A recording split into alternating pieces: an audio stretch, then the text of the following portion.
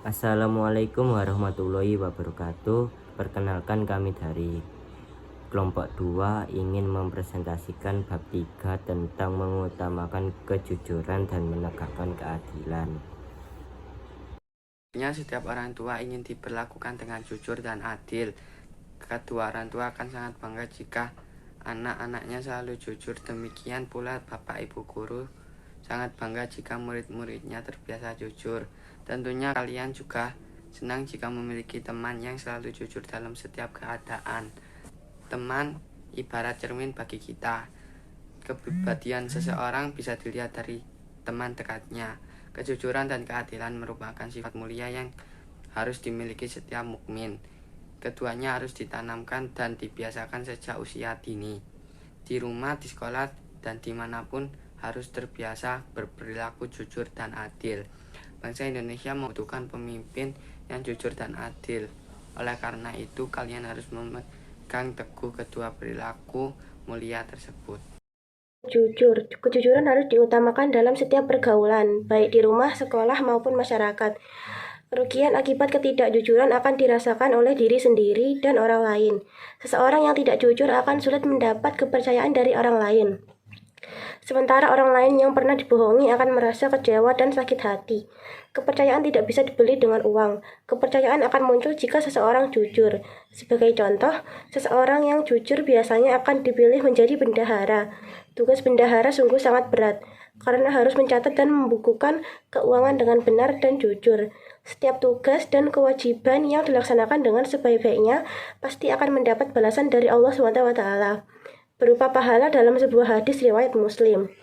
Rasulullah bersabda, seorang bendahara muslim yang melaksanakan tugasnya dengan jujur dan membayar sedekah kepada orang yang diperintahkan oleh majikannya secara sempurna, dengan segera dan dengan pelayanan baik, maka ia mendapat pahala yang sama seperti orang yang bersedekah.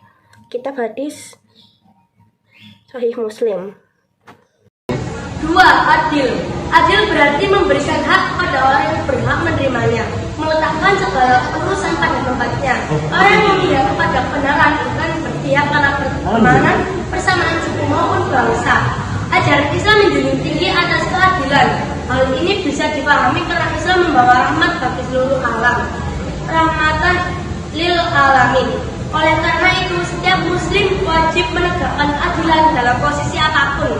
Dalam sebuah hadis riwayat Nasa'i, Rasulullah bersabda, sesungguhnya orang-orang yang berlaku adil akan ditempatkan di sisi Allah Ta'ala di atas mimbar-mimbar yang terbuat dari cahaya. Ini di sisi sebelah kanan Ar-Rahman, yaitu orang-orang yang adil dalam menghukumi mereka, adil dalam keluarga mereka, dan mengerjakan tugas mereka.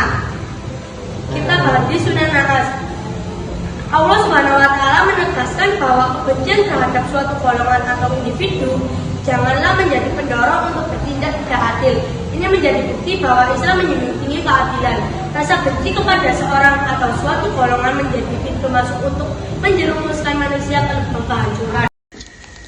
Ya ayyuhalladzina amanu kunu qawwamina lillahi syuhada'a bil qist.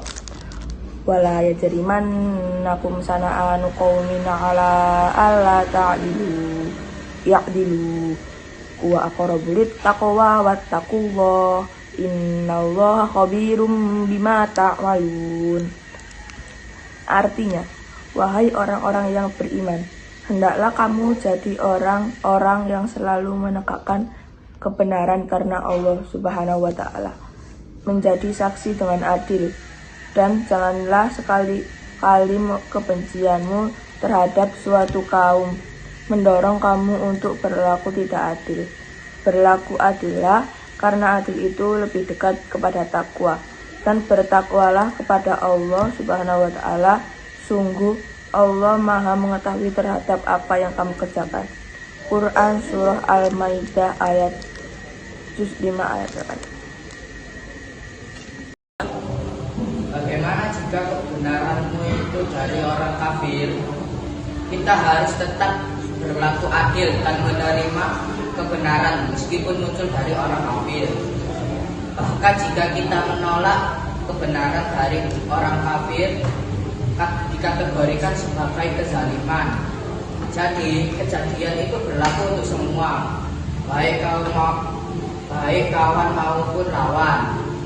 Kalau kebenaran yang datang dari orang kafir saja, kita harus tetap menerimanya. Jika kebenaran yang datangnya dari sesama muslim, sudah jelas kita akan diterima.